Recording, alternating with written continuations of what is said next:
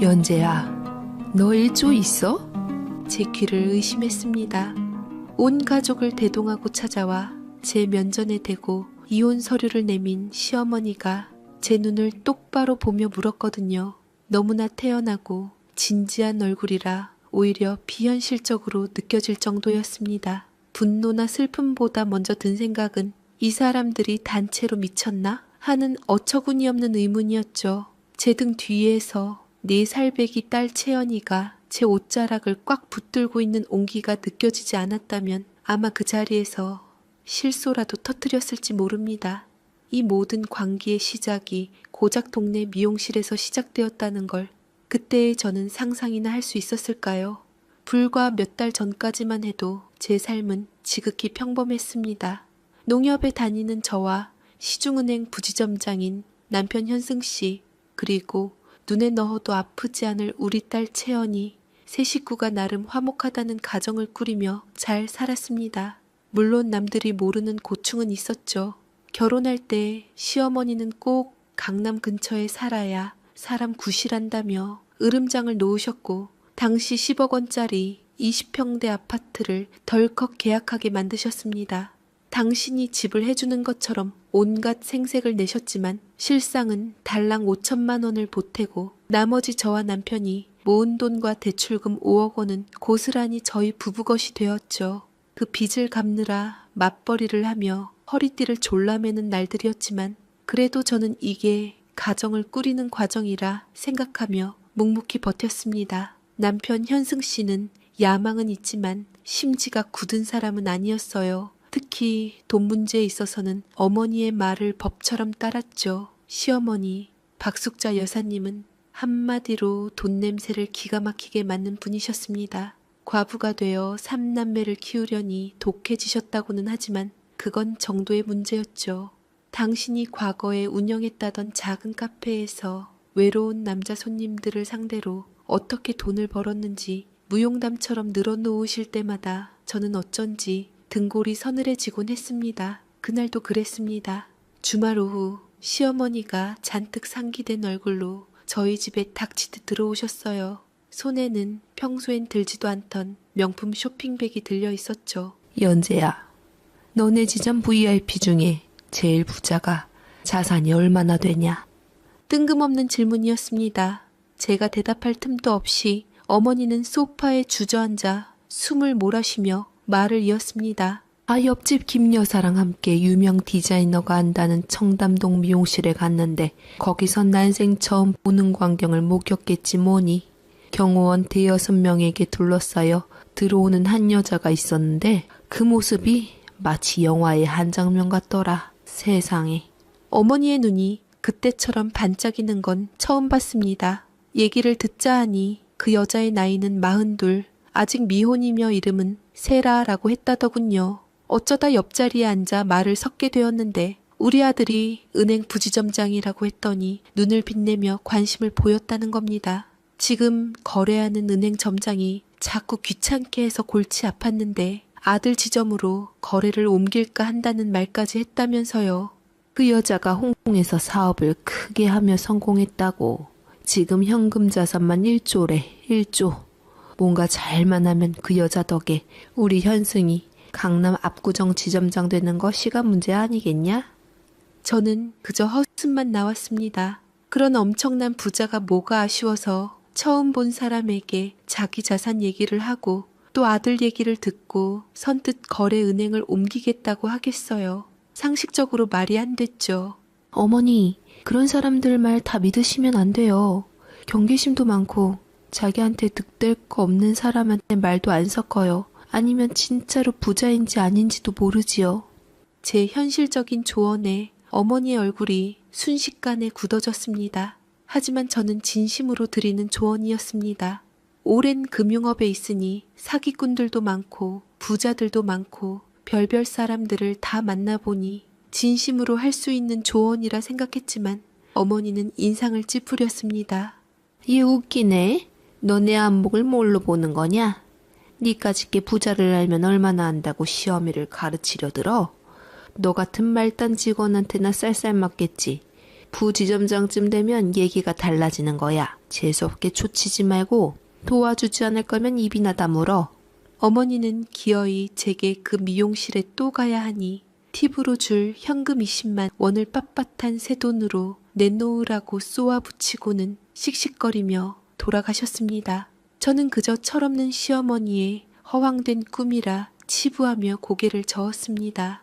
하지만 시어머니는 그 후에 무슨 수를 썼는지 남편과 같이 그 여자를 만난 느낌이 들더라고요. 그냥 지나가는 줄만 알았는데 함께 만나 식사를 한 건지 남편은 뭔가 자신에 차 있었습니다. 내가 조만간 어머니 덕분에 승진을 할 것 같단 말이지. 혹시나 저번에 어머니가 돈 많은 여자를 만났다고 하는데 그 여자 믿을 만한 사람 맞아?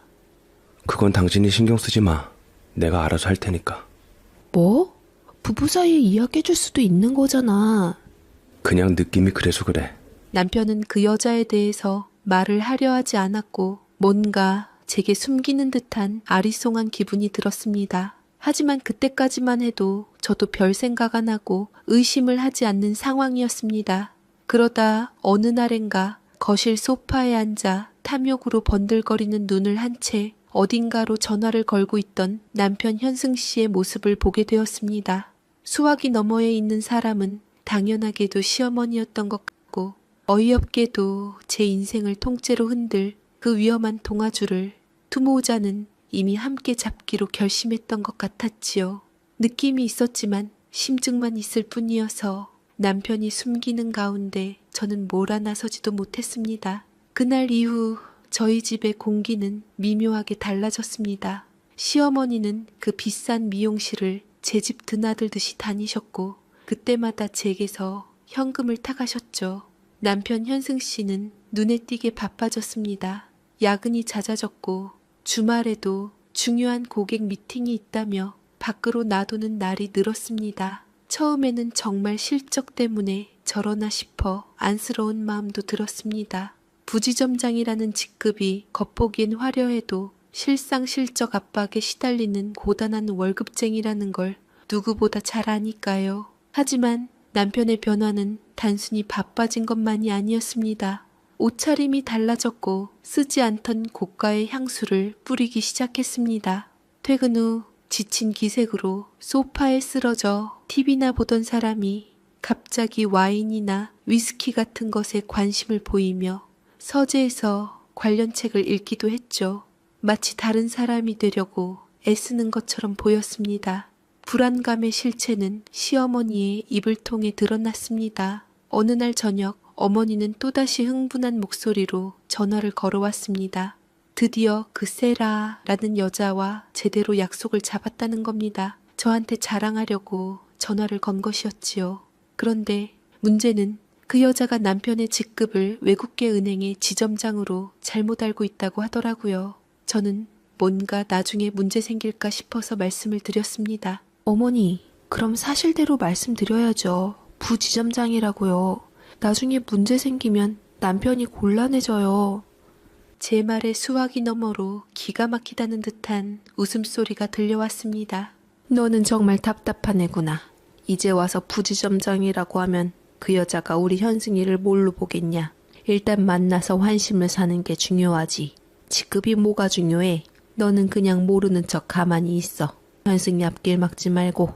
아니 그래도 어머니...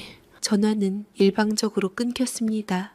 저는 그 자리에 서서 한동안 멍하니 있었습니다. 이건 단순히 아들의 출세를 바라는 어머니의 욕심을 넘어선 위험한 사기극의 시작처럼 느껴졌습니다. 그날 밤 늦게 들어온 남편에게 이 이야기를 꺼냈습니다. 제발 어머니 좀 말려달라고 우리 분수에 맞게 살자고 애원했죠. 남편은 제 얼굴을 잠시 바라보더니 피곤하다는 듯 넥타이를 풀며 말했습니다. 당신은 너무 현실을 몰라. 이건 그냥 단순한 고객 유치가 아니야. 우리 가족의 운명을 바꿀 수도 있는 기회라고. 어머니가 괜히 저러시는 것 같아? 다 잘 되라고 우리 가족 잘 살게 해주려고 저러시는 거잖아.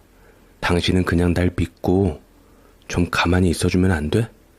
남편의 눈에서 제가 본 것은 낯선 욕망이었습니다. 평소 실적 압박에 시달리며 위축되어 있던 모습은 온데간데 없고 허황된 꿈에 취해 번들거리는 눈빛만이 남아있었죠. 저는 더 이상 아무 말도 할 수 없었습니다. 남편은 이미 시어머니와 한 배를 탄 뒤였습니다. 그 후로 두 모자의 작전은 더욱 대담해졌습니다.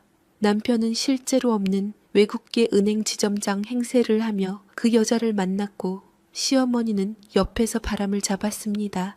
저는 그들이 어디서 뭘 하는지 전혀 알 수 없었지만 남편의 씀씀이가 커지고 시어머니의 요구가 잦아지는 것을 통해 모든 것이 순조롭게 진행되고 있음을 짐작할 뿐이었습니다. 그러던 어느 날 남편이 제게 조심스럽게 말을 꺼냈습니다. 아주 중요한 해외 출장이 잡혔다는 겁니다. 홍콩에 있는 VIP 고객과 함께 동남아시아 신흥시장을 둘러보는 일정이라는데 일주일 정도 걸릴 거라고 했습니다. 저는 직감적으로 그 출장이 그 세라라는 여자와 관련이 있다는 것을 알았지만 차마 입 밖으로 묻지는 못했습니다. 확인하는 순간 우리 부부 사이에 그나마 남아있던 마지막 신뢰마저 무너져 내릴 것 같았거든요. 출장 전날 밤 남편은 채연이의 머리를 한참 동안이나 쓰다듬었습니다. 그 모습이 어쩐지 마지막 인사를 하는 사람처럼 보여서 저는 애써 고개를 돌렸습니다. 다음 날 아침 저는 평소처럼 남편을 배웅했습니다. 현관문이 닫히는 순간까지도 저는 그가 모든 것을 털어놓고 이 미친 짓을 그만두기를 바랐는지도 모릅니다. 하지만 문은 굳게 닫혔고 저는 그가 떠난 텅 빈 집에서 한참을 서 있어야 했습니다. 그날 오후 저는 은행에서 일하다 말고 잠시 휴게실에 나왔습니다. 그러다가 신우이의 프로필이 바뀌었다는 표시가 떴고 무심코 아무 생각 없이 SNS를 열어본 것이 화근이었습니다. 신우이는 황당하게도 엄마랑 오빠랑 새언니 될 분이랑 떠나는 유럽 여행 완전 기대됨이라는 글과 함께 사진 한 장을 올렸더군요. 새언니 될 분이라니 저는 잠시 멍해진 뒤 이게 무슨 말인가 싶어 사진을 보았는데 사진 속에는 활짝 웃고 있는 시어머니와 남편 그리고 그 옆에 선글라스를 낀 채 우아하게 서 있는 낯선 여자가 있었습니다. 배경은 누가 봐도 인천공항 출국장이었죠. 순간 세상이 무너지는 것 같았습니다. 홍콩 출장이라던 남편은 유럽으로 가족 여행을 떠난 것이었습니다. 그것도 저와 딸 채연이를 완벽하게 속이고 새언니 될 뿐이라는 여자와 함께요. 손에 들고 있던 휴대전화가 바닥으로 떨어졌습니다. 액정이 거미줄처럼 갈라지는 소리가 마치 제 심장이 산산조각 나는 소리처럼 들렸습니다. 깨진 휴대폰 액정 너머로 보이는 그들의 웃는 얼굴은 제게 현실이 아닌 것처럼 느껴졌습니다. 머릿속이 하얗게 비어버린다는 게 어떤 건지 그때 처음 알았습니다. 분노나 배신감 같은 감정을 느낄 새도 없이 그저 숨이 턱 막혀왔습니다. 저는 휴게실 구석에 주저앉아 한참을 그렇게 있었습니다. 동료가 와서 부축해주지 않았다면 아마 계속 그러고 있었을 겁니다. 그날 어떻게 퇴근해서 집으로 돌아왔는지 기억이 잘 나지 않습니다. 텅 빈 집에 들어서자 남편의 거짓말이 남긴 흔적들이 저를 비웃는 듯 했습니다. 출장 간다며 꾸려놓은 서류 가방, 책상 위에 놓인 홍콩 지도, 심지어 제게 다녀와서 채연이 선물 사줄게 라며 웃던 그의 얼굴까지 모든 것이 정교하게 짜인 연극의 소품처럼 느껴졌습니다. 저는 그날 밤 한숨도 자지 못했습니다. 남편에게 전화를 걸까, 시어머니에게 따져 물을까 수십 번도 더 고민했지만 결국 아무것도 하지 못했습니다. 무슨 말을 할 수 있을까요? 이미 그들은 저를 완벽하게 자신들의 계획 밖으로 밀어낸 뒤였습니다. 제가 할 수 있는 건 그저 이 기만적인 여행이 끝나고 그들이 돌아오기를 기다리는 것뿐이었습니다. 일주일이라는 시간은 지옥처럼 길었습니다. 저는 겉으로는 아무렇지 않은 척 출근하고 채연이를 돌봤습니다. 하지만 속은 시커멓게 타들어가고 있었죠.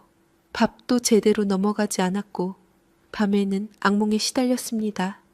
남편과 시댁 식구들이 그 낯선 여자와 함께 저와 채연이를 절벽 아래로 밀어버리는 꿈을 꾸다 비명을 지르며 깨기도 했습니다. 일주일 뒤 남편은 아무 일 없었다는 듯이 집으로 돌아왔습니다. 얼굴은 유럽의 햇볕에 건강하게 그을려 있었고 피곤한 기색보다는 어딘가 들뜬 표정이었습니다. 그는 제게 나름 유명 명품 브랜드의 스카프를, 채연이에게는 커다란 인형을 선물로 내밀었습니다. 마치 정말로 출장을 다녀온 사람처럼요. 저는 남편이 내민 선물을 받지 않았습니다. 대신 식탁 의자에 앉아 그 사람을 똑바로 쳐다봤습니다. 재밌었어요, 여러분? 제 목소리는 저도 모르게 떨리고 있었습니다. 남편의 얼굴에서 순간 핏기가 가시는 것이 보였습니다. 그는 당황한 기색을 감추려 애쓰며 시선을 피했습니다. 무슨 소리야? 홍콩 다녀왔다니까. 아가씨 SNS에 사진 올라왔던데요. 어머니랑 당신이랑 그리고 새언니 될 분이랑 같이 찍은 사진. 아주 행복해 보이던데. 더 이상 변명할 말이 없었는지 남편은 입을 굳게 다물었습니다. 잠시 침묵이 흘렀고 그는 한숨을 쉬며 제 앞에 앉았습니다. 그의 입에서 나온 말은 사과나 변명이 아니었습니다. 당신이 생각하는 그런 거 아니야. 오해야. 오해요? 그럼 뭔데요? 온 가족이 나랑 내 딸만 쏙 빼놓고 처음 보는 여자랑 가족여행을 떠난 게 오해라고요? 그분은 그냥 어머니가 아시는 분이야. 사업적으로 도움을 받을 수 있을 것 같아서 같이 가게 된 거고 당신한테 괜한 걱정 끼치기 싫어서 그랬어. 그의 뻔뻔한 거짓말에 기가 막혀 말이 나오지 않았습니다. 저는 자리에서 일어나 깨진 액정 그대로인 제 휴대폰을 그의 앞에 던지듯 내려놓았습니다. 신우이가 올렸던 사진이 화면에 떠 있었습니다. 이 여자예요? 당신 인생을 바꿔줄 동아줄이라는 여자가? 남편은 더 이상 아무 말도 하지 않았습니다. 그것은 침묵의 긍정이었습니다. 그날 이후 우리 부부 사이에는 투명한 벽이 생긴 것 같았습니다. 같은 공간에 있어도 서로를 보지 않았고 꼭 필요한 말이 아니면 대화도 하지 않았습니다. 남편은 이제 대놓고 밤늦게 들어오거나 외박을 하기 시작했습니다. 전화통화의 대부분은 시어머니 아니면 그 여자 세라와 하는 것이 분명했습니다. 그는 더 이상 저를 속이려는 노력조차 하지 않았습니다. 시어머니의 태도는 더욱 노골적으로 변했습니다. 이제는 제게 돈을 요구하는 대신 저의 모든 것을 트집 잡기 시작했습니다. 반찬이 짜다, 집안 꼴이 이게 뭐냐, 애 교육은 어떻게 시키는 거냐 등등. 마치 저를 이 집에서 쫓아낼 명분을 만들기 위해 안달이 난 사람처럼 보였습니다. 특히 저를 비참하게 만든 것은 그들이 제 딸 채연이마저 이용하기 시작했다는 겁니다. 주말이면 시어머니는 채연이를 데리고 나가서는 온갖 비싼 옷과 장난감을 사서 안겨보냈습니다. 그리고는 아이에게 이렇게 말하는 것을 제 귀로 똑똑히 들었습니다. 채연아, 이거 다 새로 오실 엄마가 사주신 거야. 좋지? 새엄마가 만약 들어오면 앞으로 할머니랑 새엄마 말 잘 들어야 더 예쁜 거 많이 사주신다. 4살짜리 아이가 그 말을 온전히 이해했을 리는 없겠지만 채연이는 혼란스러워했습니다. 제 품에 안겨 갸웃거리더라고요. 엄마가 내 엄마인데 왜 다른 엄마가 또 있어? 물을 때 저는 심장이 갈기갈기 찢어지는 것 같았습니다. 신우이가 SNS에 써놓은 말도 기분 나쁠 판인데 애한테 이렇게 직접적으로 얘기를 하니 도저히 참을 수가 없었습니다. 저는 시어머니에게 달려가 지금 그게 무슨 말이냐고, 신우이 SNS도 그렇고 제 딸한테 새언니 새엄마라니, 설마 나를 내쫓고 나와 남편을 이혼시킨 후 그 여자를 새며느리로 맞아들일 생각이냐고 물었지요. 그러자 시어머니는 일말의 죄책감도 없이 눈을 똑바로 뜨며 제게 똑똑히 말하더라고요. 못할 것도 없지. 네가 시집와서 한 게 뭐가 있다고. 손자를 안겨줬냐? 그렇다고 네 남편 승진하는 일에 기여를 했냐? 친정집이 잘 사는 것도 아니고 우리 세라가 현승이 유부남인데도 꽤나 마음에 드는 눈치던데 현승이도 마찬가지고. 이 기회에 나는 니들 갈라서고 각자 맞는 길 갔으면 한다. 지금 그게 무슨 말도 안 되는 소리예요. 저더러 지금 이혼하라고요? 채연 아빠도 그러겠대요? 황당하고 기가 막혀서 시어머니께 말씀드렸더니만 돌아온 것은 싸늘한 경멸의 눈빛뿐이었습니다. 네가 현승이 옆에서 버티고 있으니 이러는 거 아니야. 눈치껏 비켜줬으면 애가 이런 혼란을 겪을 일도 없잖아. 모든 게 다 네 욕심 때문이야. 그 순간 깨달았습니다. 이들은 이미 저를 가족으로 생각하지 않는다는 것을요. 저는 그저 그들의 원대한 계획에 걸림돌이 되는 치워버려야 할 장애물일 뿐이었습니다. 남편의 외면, 시어머니의 학대, 그리고 온 가족의 동조. 저는 거대한 음모 속에 홀로 갇힌 기분이었습니다. 그리고 그 음모의 중심에는 얼굴도 본 적 없는 일조 재벌녀 세라가 있었습니다. 그 여자와 저는 통화를 한번 해보려 했지만 남편과 시어머니의 거대한 방패막이에 가로막혔고 세라는 보호를 받았습니다. 내칭임에 그걸로 남편과 얼굴을 보기만 해도 싸우게 되니 남편은 아예 집을 나갔습니다. 핑계는 시어머니의 건강이었습니다. 갑자기 발목을 심하게 삐끗하셔서 거동이 불편하시니 당분간 당신이 어머니 댁에 머물며 출퇴근을 해야겠다는 거였죠. 너무나 속이 뻔히 보이는 거짓말이었지만 저는 붙잡지 않았습니다. 이미 마음이 떠난 사람을 곁에 둔다고 해서 뭐가 달라질까 싶었습니다. 어쩌면 그의 부재가 저와 채연이에게는 차라리 평화를 가져다 줄지도 모른다고 생각했습니다. 하지만 그건 저의 착각이었습니다. 남편이 집을 나간 것은 그들 계획의 본격적인 시작을 알리는 신호탄이었습니다. 그는 시어머니 댁으로 간 것이 아니었습니다. 나중에 알게 된 사실이지만 그는 그 세라라는 여자가 마련해준 호화로운 저택으로 거처를 옮긴 것이었습니다. 그리고 시댁 식구들은 모두 그 사실을 알고 있었죠. 그들은 마치 철옹성처럼 똘똘 뭉쳐 저를 따돌렸습니다. 저는 시어머니가 정말로 아픈가 싶기도 해서 안부가 걱정되어 몇 번이나 전화를 드리고 댁으로 찾아가려 했지만 번번이 실패했습니다. 엄마 지금 주무셔요. 언니가 신경 안 쓰셔도 돼요. 전화를 하면 시누이가 대신 받았고 냉정하게 끊어버렸습니다. 한 번은 죽이라도 끓여가려고 시댁 아파트 현관문 앞까지 갔지만 언제 파출부를 채용했던지 현관문을 막아서며 난처한 표정으로 저를 돌려보냈습니다. 저기 정말 죄송한데 그냥 돌아가 주시면 안 될까요? 여기 어머님이 지금 아무도 보고 싶어 하지 않으셔서요. 제가 잘 돌봐드리고 있으니 걱정 마세요. 그 사람들의 어설픈 연극을 보고 있자니 헛숨이 나왔습니다. 그들은 저를 바보로 하는 걸까요? 아니면 스스로가 대단한 영의자라고 착각하는 걸까요? 그들이 저를 막아서는 이유는 단 하나였습니다. 제가 그들의 비밀스러운 파티에 끼어드는 것을 원치 않았기 때문이죠. 그들은 지금쯤 그 호화로운 저택에 모여 새 식구가 될 세라의 비위를 맞추며 자신들의 밝은 미래를 그리고 있을 것이 분명했습니다.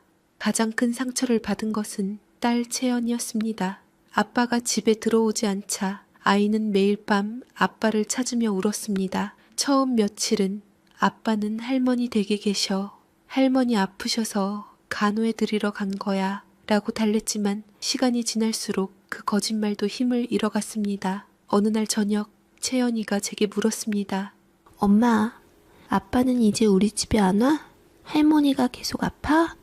아니야, 이제 곧 아빠 오실 거야. 아이의 맑은 눈을 보며 차마 진실을 말할 수 없었습니다. 저는 아이를 달래주며 꽉 안아주는 것밖에는 할 수가 없었지요. 하지만 그것으로 인한 건지는 몰라도 채연이는 눈에 띄게 변하기 시작했습니다. 또래에 비해 말이 빠르고 어휘력도 좋았던 아이가 갑자기 말을 더듬기 시작했습니다. 밤에는 자다가 소리를 지르며 경기를 일으켰고 생전 안 하던 야뇨증까지 생겼습니다. 활발하게 뛰어놀던 아이는 이제 구석에 틀어박혀 책만 들여다보거나 작은 소리에도 깜짝깜짝 놀라 제 등 뒤로 숨었습니다. 소아 정신과를 찾아가 상담을 받았습니다. 의사는 분리불안과 함께 극심한 스트레스로 인한 퇴행 현상이라고 진단했습니다. 아빠의 갑작스러운 부재가 아이에게는 세상이 무너지는 것과 같은 충격이었을 거라면서요. 의사의 말을 듣는 내내 저는 가슴을 칼로 도려내는 듯한 고통을 느꼈습니다. 어른들의 이기적인 욕심이 아무것도 모르는 이 작은 아이를 얼마나 깊이 병들게 하고 있는지 깨달았기 때문입니다. 저는 더 이상 이렇게 살 수 없다고 결심했습니다. 이혼을 하든 모든 것을 끝내든 단판을 지어야 했습니다.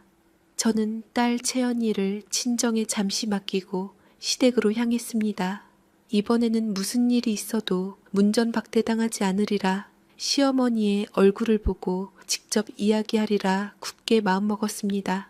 하지만 제가 시댁 아파트 현관 앞에 섰을 때 문이 먼저 열렸습니다. 안에서는 신우이와 동서가 마치 외출을 하려던 참인 듯 화사하게 차려입고 나오고 있었습니다. 그들의 손에는 값비싸 보이는 쇼핑백이 여러 개 들려 있었죠.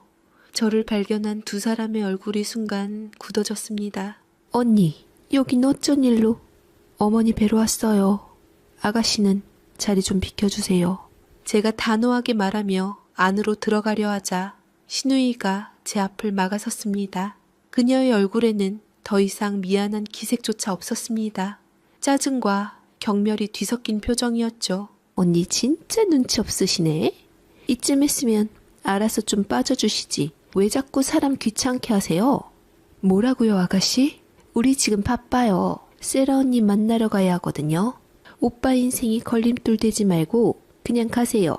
그게 언니도 좋고 우리 채연이한테도 좋은 길이에요.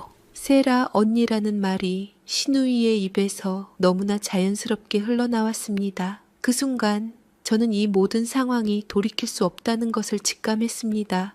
그들은 이미 저를 지워버리고 새로운 가족 사진을 찍을 준비를 마친 상태였습니다.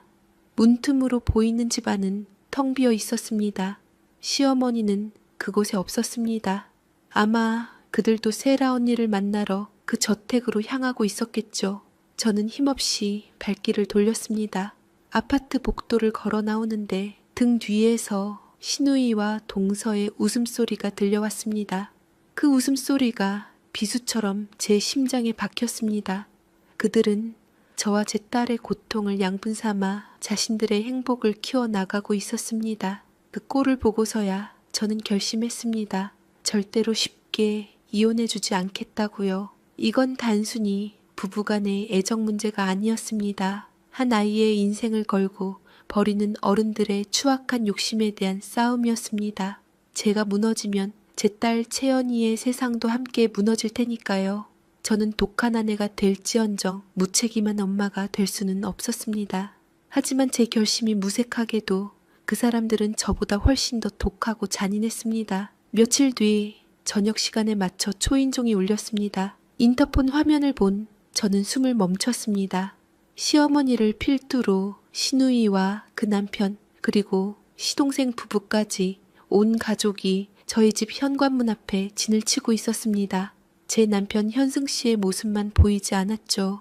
귀한 몸이라 이런 험한 꼴은 보이지 않으려는 배려였을까요? 저는 문을 열어주지 않았습니다. 그러자 밖에서 고함 소리가 들려왔습니다. 문을 두드리고 발로 차는 소리에 채연이가 겁을 먹고 울기 시작했습니다. 이웃들에게 피해를 줄 수는 없어 저는 결국 문을 열어줄 수밖에 없었습니다. 그들은 마치 점령군처럼 거실로 들이닥쳤습니다.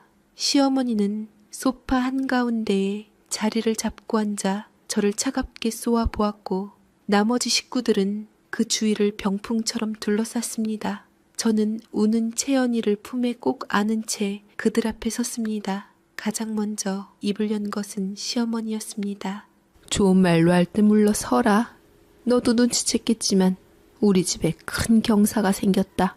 현승이를 네가 조금이라도 생각한다면 현승이 놔줘라. 대신 채연이는 네가 키우게 해주마. 왜요? 그 여자가 남편은 좋대도 애는 싫다고 해요? 기가 막혀서 제가 쏘아붙자 시어머니는 얼굴이 울그락 푸르락해지며 기가 차 있습니다. 그저 아들 이혼시키기 급급한 시어머니는 제 앞에서 다른 여자 이야기를 그것도 경사라며 아무렇지 않게 말하더라고요. 시어머니의 얼굴에는 일말의 죄책감도 찾아볼 수 없었습니다. 어머니 지금 제정신이세요? 적어도 채연이가 듣고 있는 와중에 그런 말씀 하지 마세요. 어른들 일이잖아요. 시끄럽고 볼로만 얘기하자. 이혼해. 현승이 앞길 막지 말고. 신우이가 옆에서 거들었습니다. 그녀는 마치 자선이라도 베푸는 듯한 표정으로 제게 조건을 내걸었습니다. 언니, 그냥 이혼만 해주면 돼요. 그럼 이 집 대출금 남은 거 새언니 되실 분이 싹 갚아주고 언니 명의로 돌려준다고 했어요. 통 크죠? 이렇게까지 해주는 사람 없을걸요? 그만큼 우리 오빠랑 우리 가족이 마음에 들었다는 거 아니겠어요? 언니 손해볼 거 없잖아요.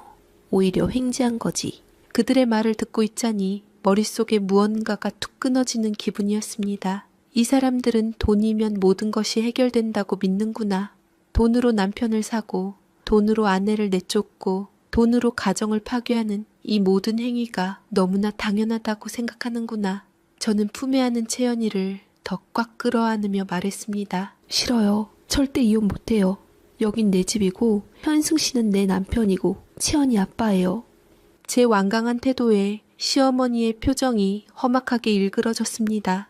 그녀는 자리에서 벌떡 일어나 제게로 성큼성큼 다가왔습니다. 그리고는 제 어깨를 거칠게 밀치며 소리쳤습니다.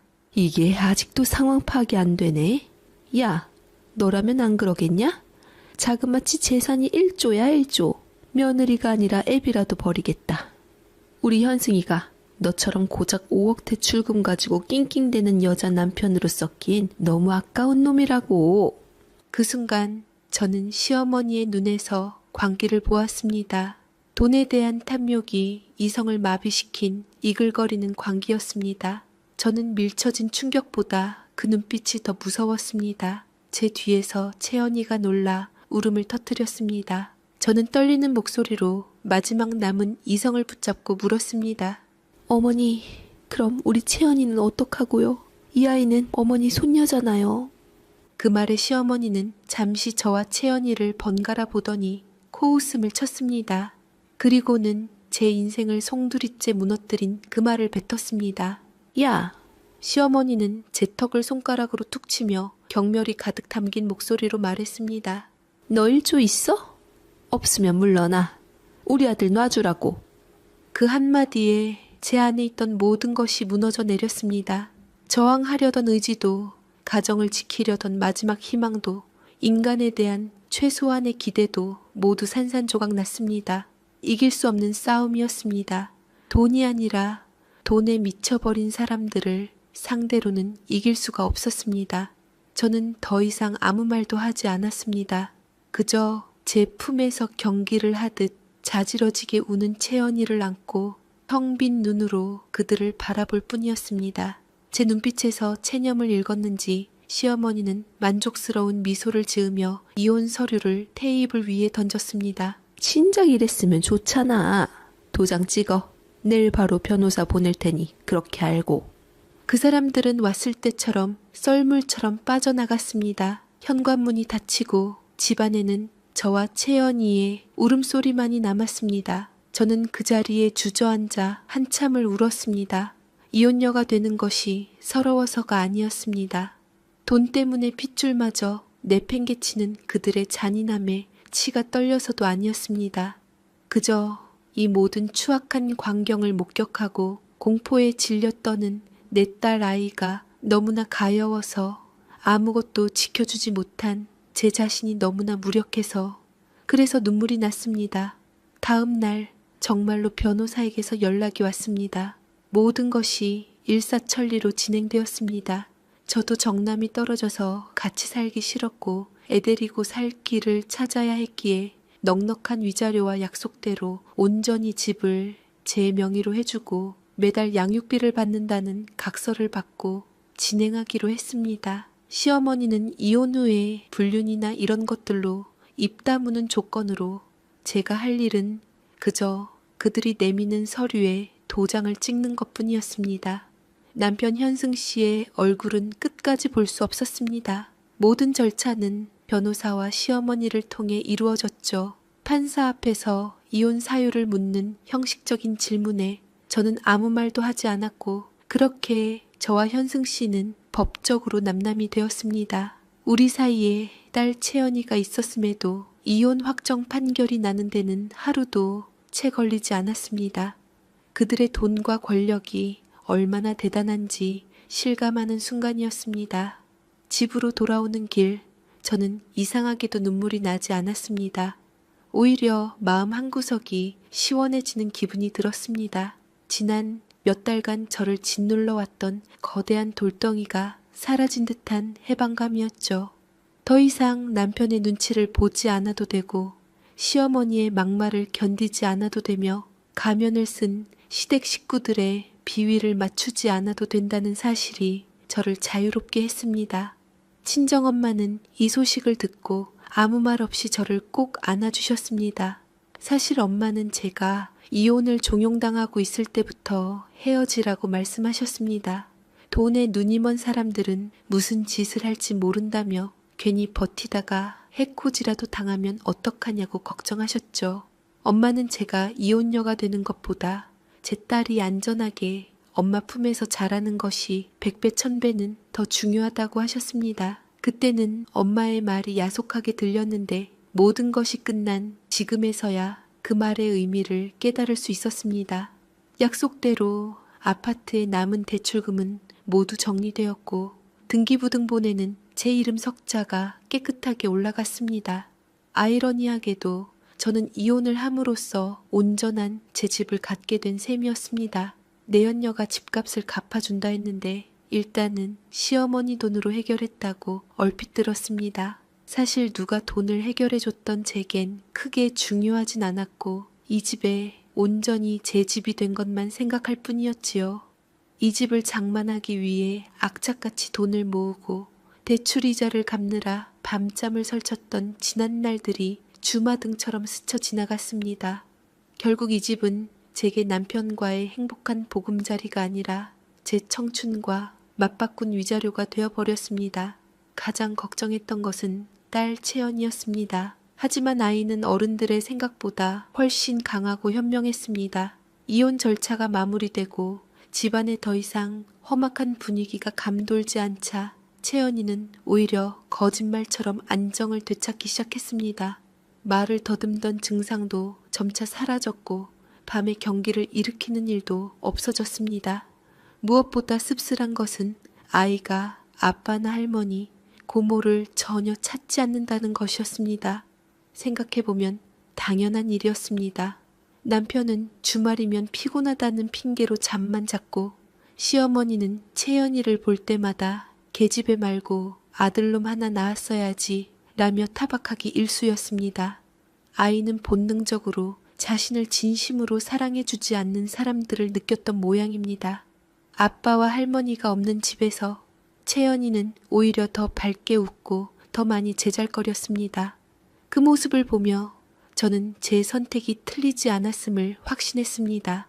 직장 동료들은 제 이혼 소식에 조심스러워하면서도 제가 위자료로 집을 받았다는 사실에 남편의 유책이 크다고 짐작하는 눈치였습니다. 덕분에 저는 괜한 동정이나 구설에 오르내리지 않고 비교적 평온하게 직장 생활을 이어갈 수 있었습니다. 그렇게 저와 채연이의 새로운 일상이 시작되었습니다. 시댁에 매달 보내던 생활비 200만 원이 고스란히 굳고 오히려 양육비로 200만 원을 받게 되니 오히려 생활에 여유가 생겼습니다. 주말이면 채연이와 함께 맛있는 것을 먹으러 다니고 예쁜 옷을 사 입히고 함께 서점에 가서 책을 읽었습니다. 그동안 빚 갚느라 시댁 눈치 보느라 누리지 못했던 소소한 행복들이었습니다. 물론 문득문득 그들이 어떻게 사는지 궁금해질 때도 있었습니다. 그 일조 재벌녀와 결혼은 했을까? 시어머니는 소원대로 재벌가 사돈이 되어 호의호식하고 있을까? 남편은 정말로 강남 압구정 지점장이 되었을까? 하지만 그 궁금증은 씁쓸한 뒷맛만을 남길 뿐이었습니다. 저는 애써 그들에 대한 생각을 지우며 제 삶에만 집중하려 노력했습니다. 그렇게 반년 정도의 시간이 흘렀습니다. 저와 채연이는 이제 두 사람만의 생활에 완벽하게 적응했고 과거의 상처도 희미한 흉터처럼 옅어져 가고 있었습니다. 그들이 제 인생에서 완전히 사라졌다고 생각했을 때쯤 낯선 번호로 전화 한 통이 걸려왔습니다. 무심코 전화를 받은 제 귀에 너무나도 익숙하지만 다시는 듣고 싶지 않았던 목소리가 들려왔습니다. 연재야, 나다, 네 시어머니. 전 시어머니였습니다. 그 여자의 목소리는 예전의 기세등등함은 온데간데 없이 어딘가 기어들어가는 듯 힘이 없었습니다. 저는 아무 대답 없이 수화기를 끊어버리려 했습니다. 하지만 이어지는 그녀의 말에 저는 저도 모르게 수화기를 쥔 손에 힘을 주게 되었습니다. 무슨 일이세요? 전 이제 시어머니 없는데. 이혼하면 남남 아닌가요? 그러지 말고 연재야. 내가 그간 미안하게 됐다. 채연이도 애 아빠가 필요할 것 같기도 해서 말이다. 혹시 현승이랑 다시 합칠 생각 없니? 아범도 그렇고 나도 그렇고 우리 채연이가 너무 보고 싶어서. 반년 만에 전화와서 다짜고짜 뭐라고요? 기가 막혀. 그 순간 저는 어이가 없어 웃음이 터져 나왔습니다. 조가 없으면 꺼지라며 손녀까지 내팽개쳤던 사람들이 이제 와서 채연이가 보고 싶다니 분명 그들의 계획에 무슨 문제가 생긴 것이 틀림없었습니다. 저는 잠시 말을 잃었습니다. 분노보다는 황당함이 앞섰죠. 이 사람은 도대체 무슨 생각으로 내게 이런 전화를 건 걸까? 저는 차갑게 가라앉은 목소리로 되물었습니다. 지금 무슨 말씀을 하시는 거예요? 그 1조짜리 세며느리는 어쩌시고요?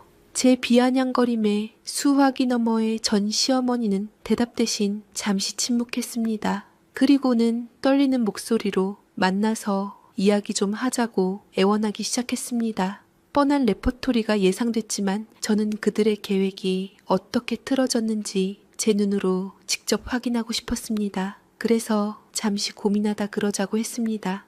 다음 날 약속 장소인 은행 근처 카페에 먼저 도착해 기다리고 있었습니다. 잠시 후 카페 문을 열고 들어서는 전 시어머니의 모습을 보고 저는 제 눈을 의심했습니다. 불과 반년 전만 해도 명품으로 온몸을 휘감고 기세등등하게 제 앞에 섰던 그 사람이 아니었습니다.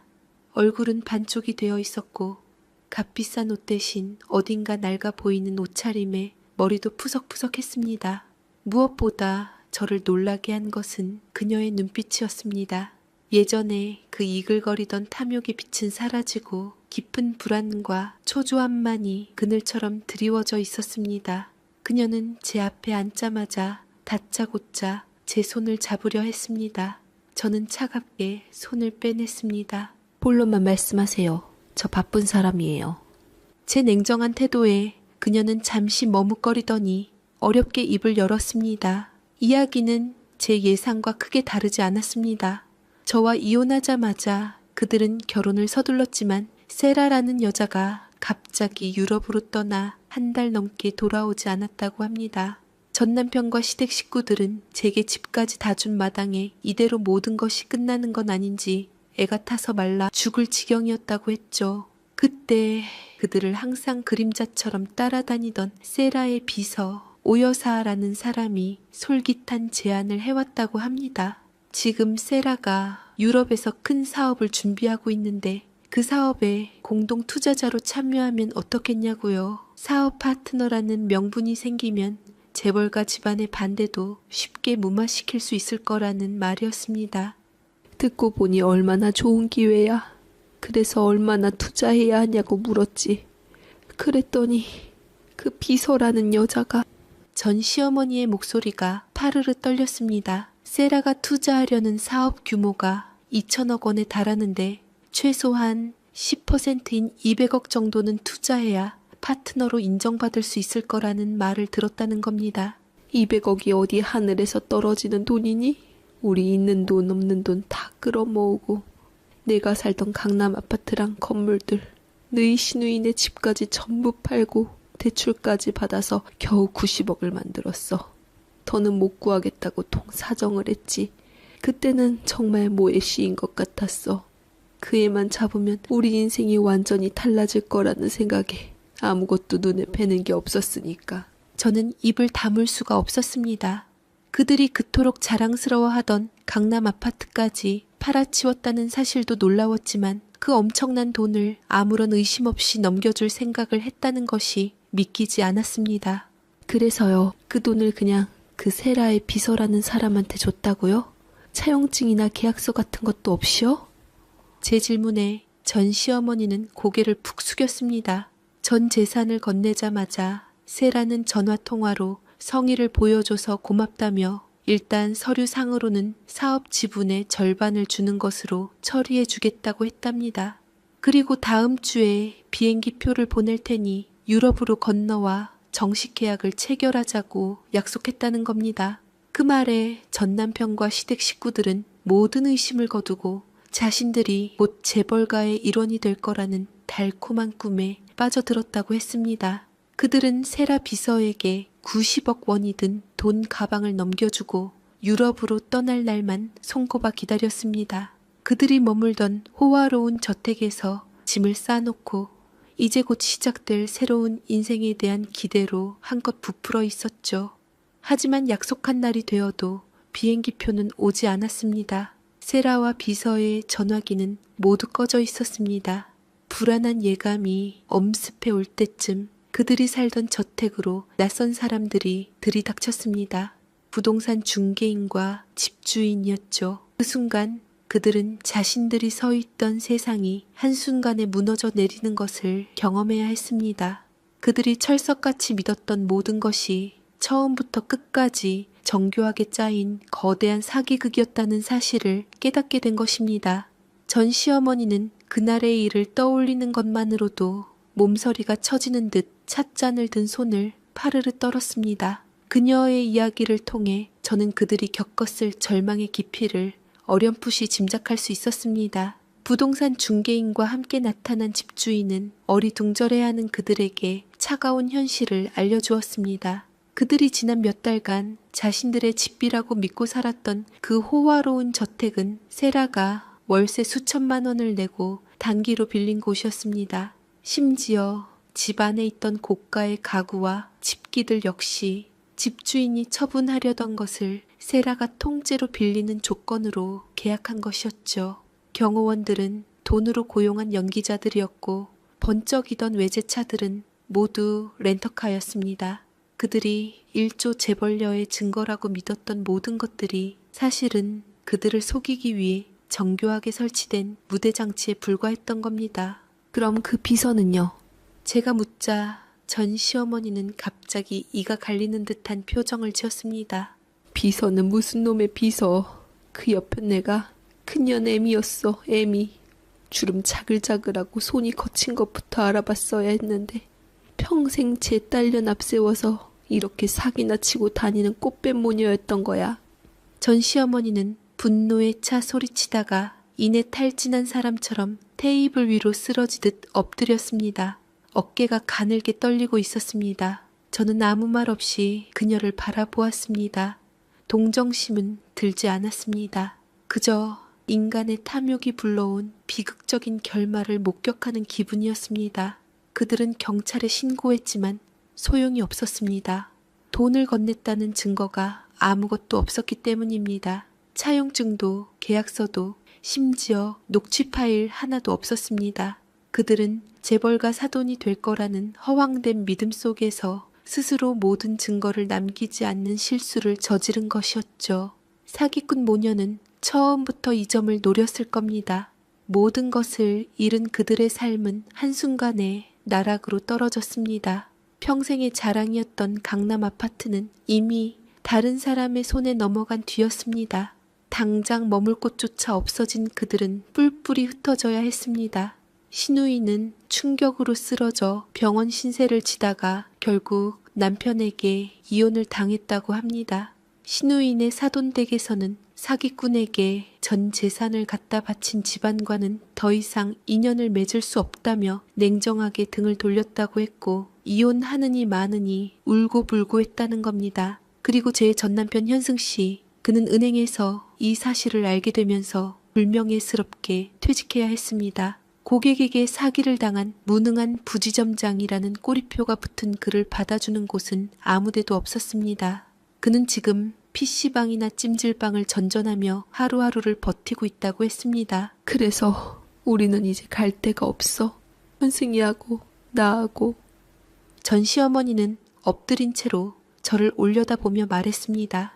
텅 비고 흐릿한 그녀의 눈동자는 마지막 희망이라도 붙잡으려는 듯한 절박함이 어려 있었습니다. 그녀는 제가 무슨 말을 해주기를, 아니 어떤 구원의 손길을 내밀어 주기를 기다리고 있었습니다. 저는 잠시 그녀를 바라보다가 자리에서 일어났습니다. 이야기는 잘 들었어요. 하지만 그건 저와는 상관없는 일이에요. 제 단호한 말에 그녀의 얼굴이 하얗게 질렸습니다. 그녀는 자리에서 벌떡 일어나 제 팔을 붙잡았습니다. 연재야, 제발. 너도 현승이랑 살았던 정이 있지 않니? 그리고 채연이는 현승이 딸이잖아. 애 아빠를 저렇게 길거리에 나앉게 할 수는 없지 않니? 이 집이라도 어떻게. 시어머니는 차마 말을 잇지 못하고 제 눈치만 살폈습니다. 그녀가 무슨 말을 하고 싶은지 너무나 잘 알 수 있었습니다. 그들은 이제 마지막 남은 재산인 이 집, 즉 저의 위자료를 노리고 있는 것이었습니다. 저를 내쫓을 때는 일조를 운운하며 모욕을 주더니 이제 와서는 살았던 정과 핏줄을 들먹이며 동정심에 호소하고 있었습니다. 저는 시어머니의 손을 뿌리쳤습니다. 그리고는 제 인생에서 가장 차가운 목소리로 그녀에게 말했습니다. 제 딸 채연이 이름 앞으로 2번 다시 그 더러운 입에 올리지 마세요. 당신들이 채연이한테 어떻게 했는지 잊으셨어요? 저는 평생 잊지 못할 겁니다. 저는 뒤도 돌아보지 않고 카페를 나섰습니다. 등 뒤에서 저를 부르는 그녀의 절규가 들려왔지만 저는 걸음을 멈추지 않았습니다.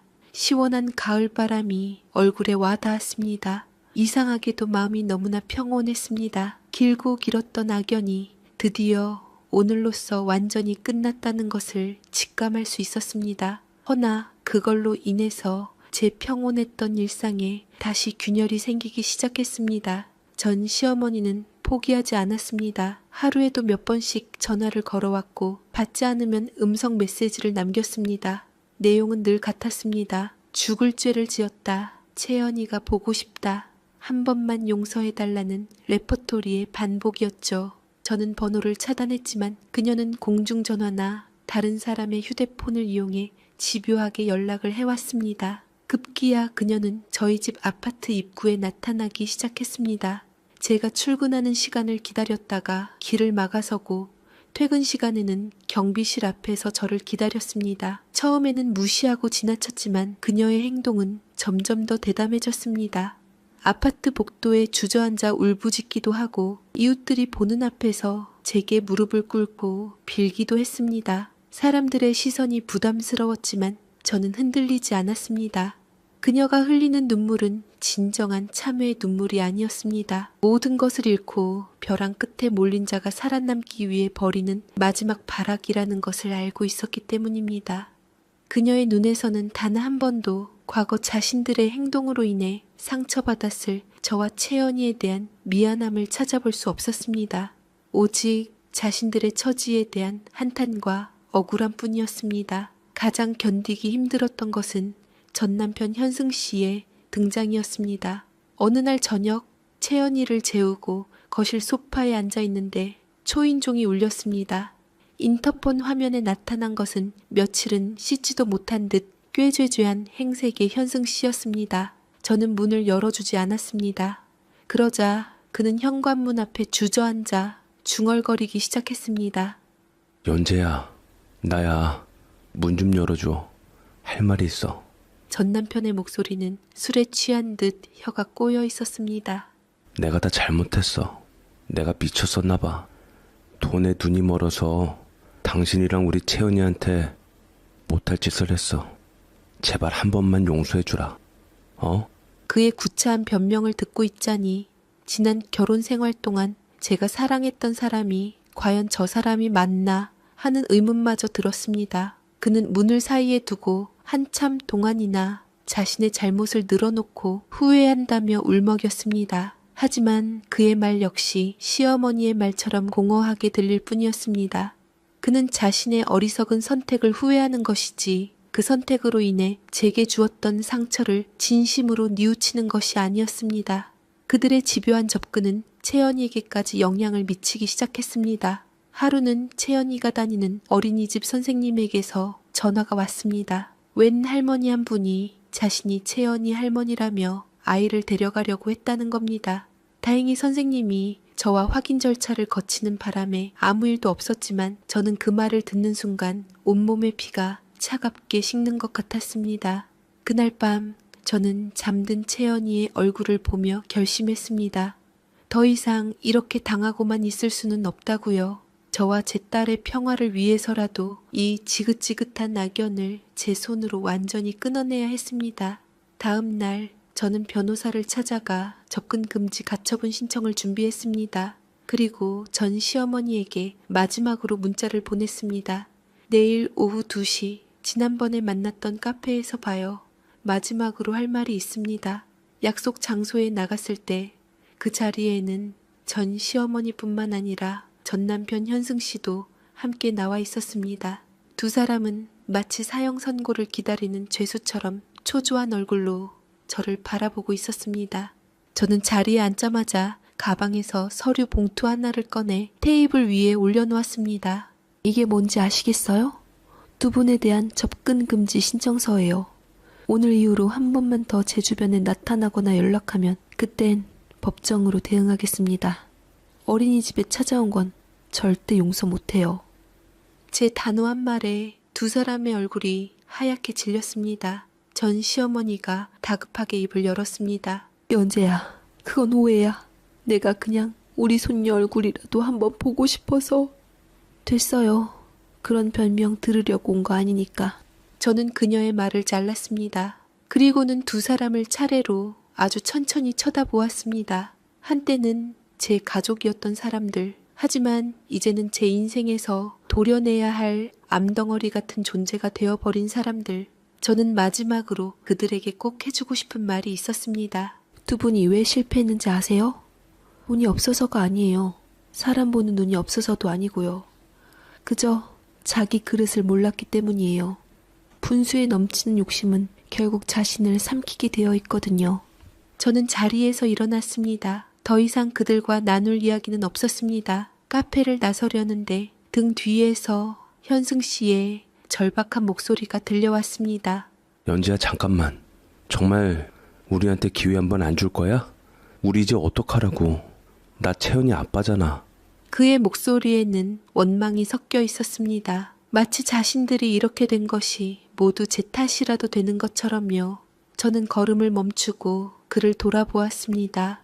그리고는 아주 덤덤한 표정으로 그에게 마지막 질문을 던졌습니다. 저는 저를 원망스럽게 쳐다보는 전 남편 현승 씨와 그 옆에서 금방이라도 울음을 터뜨릴 듯 입술을 깨물고 있는 전 시어머니를 번갈아 보았습니다. 불과 몇 달 전 이 자리에서 저를 내려다보며 모욕을 주던 그들의 모습이 눈앞에 생생하게 떠올랐습니다. 그때 그들이 제게 던졌던 질문, 제 심장을 얼어붙게 했던 그 한마디가 제 입가에 맴돌았습니다. 저는 희미하게 웃으며 아주 나지막이 하지만 카페 안의 모든 사람이 들을 수 있을 만큼 또렷하게 물었습니다. 어머니, 제 부름에 전 시어머니가 움찔하며 저를 쳐다봤습니다. 저는 그녀의 눈을 똑바로 마주보며 그녀가 제게 했던 말을 그대로 돌려주었습니다. 일조 있으세요? 순간 카페 안의 공기가 얼어붙는 것 같았습니다. 전 시어머니의 얼굴에서 핏기가 완전히 사라졌습니다. 그녀의 동공이 심하게 흔들렸고 입술이 파르르 떨렸지만 아무 말도 나오지 않았습니다. 옆에 있던 현승 씨 역시 망치로 머리를 맞은 듯한 표정으로 저를 멍하니 바라볼 뿐이었습니다. 저는 그들의 반응을 잠시 지켜보다가 마지막 말을 덧붙였습니다. 없으면 제 눈앞에 다시 나타나지 마세요. 저 그렇게 만만한 사람이 아니라는 거 정말 보여드려요? 그 말을 끝으로 저는 미련 없이 돌아섰습니다. 등 뒤에서 무언가 와르르 무너지는 소리가 들리는 듯 했지만 저는 뒤돌아보지 않았습니다. 카페 문을 열고 밖으로 나오자 눈부신 햇살이 제 얼굴 위로 쏟아졌습니다. 저는 깊게 숨을 들이마셨습니다. 오랫동안 저를 짓누르던 무거운 쇠사슬이 쨍그랑 소리를 내며 끊어지는 기분이었습니다. 그날 이후 정말로 그들에게서는 아무런 연락도 오지 않았습니다. 접근금지 신청이 효력을 발휘했는지 아니면 제 마지막 말에 모든 희망을 버렸는지는 알 수 없었습니다. 어느 쪽이든 상관없었습니다. 중요한 것은 저와 채연이의 삶에 드디어 완벽한 평화가 찾아왔다는 사실이었습니다. 저는 예전보다 더 열심히 일하고 더 악착같이 돈을 모았습니다. 하지만 그것은 과거처럼 빚에 쫓기거나 누군가에게 잘 보이기 위함이 아니었습니다. 오직 저와 제 딸, 우리 두 사람의 행복한 미래를 위한 것이었습니다. 돈이 많다고 행복한 것은 아니지만 돈이 없으면 불행해질 수 있다는 것을 뼈저리게 깨달았기 때문입니다. 주말이면 저는 채연이의 손을 잡고 공원으로 나갔습니다. 아이는 예전의 밝고 쾌활한 모습을 완전히 되찾았습니다. 잔디밭을 뛰어다니며 웃는 아이의 모습을 보고 있으면 지난날의 아픔들이 모두 꿈처럼 아득하게 느껴졌습니다. 저는 채연이를 꼭 안아주며 다짐했습니다. 다시는 그 누구도 우리 딸의 웃음을 빼앗아가지 못하게 하겠다고, 세상에 어떤 비바람이 불어와도 든든한 방패가 되어주겠다고요. 가끔 뉴스에서 거액의 사기 사건 소식이 나올 때면 그 모녀 사기단의 얼굴이 떠오르기도 합니다. 그들은 지금 어디서 또 다른 탐욕스러운 사람들을 물색하며 새로운 사기극을 꾸미고 있을까요? 아이러니하게도 저는 그들이 밉지만은 않았습니다. 그들이 아니었다면 저는 아마 평생을 그 지옥 같은 시댁의 굴레에서 벗어나지 못했을지도 모르니까요. 그들은 제게서 남편을 빼앗아갔지만 대신 제 자신과 제 딸의 인생을 되찾을 기회를 주었습니다. 시간이 흘러 저는 이제 더 이상 그들을 떠올리며 분노하거나 슬퍼하지 않습니다. 그들은 그저 제 인생을 스쳐 지나간 어리석고 가여운 사람들이었을 뿐입니다. 분수에 넘치는 탐욕이 어떤 비극을 낳는지 저는 그들의 몰락을 통해 똑똑히 보았습니다. 그리고 깨달았습니다. 진정한 행복은 1조라는 허황된 숫자에 있는 것이 아니라 사랑하는 딸과 함께 마주 앉아 먹는 따뜻한 저녁밥 한 끼에 있다는 것을요. 오늘도 저는 채연이와 함께 저녁을 먹고 나란히 누워 동화책을 읽어주었습니다. 새근새근 잠든 아이의 이마에 입을 맞추며 저는 조용히 속삭였습니다. 괜찮아. 엄마가 있잖아. 우리는 이제 행복하기만 할 거야. 창밖으로 보이는 도시의 야경이 그 어느 때보다 아름답게 빛나고 있었습니다. 제 인생의 길고 어두웠던 밤이 지나고 드디어 새로운 아침이 밝아오고 있었습니다. 제 사연 읽어주셔서 감사합니다.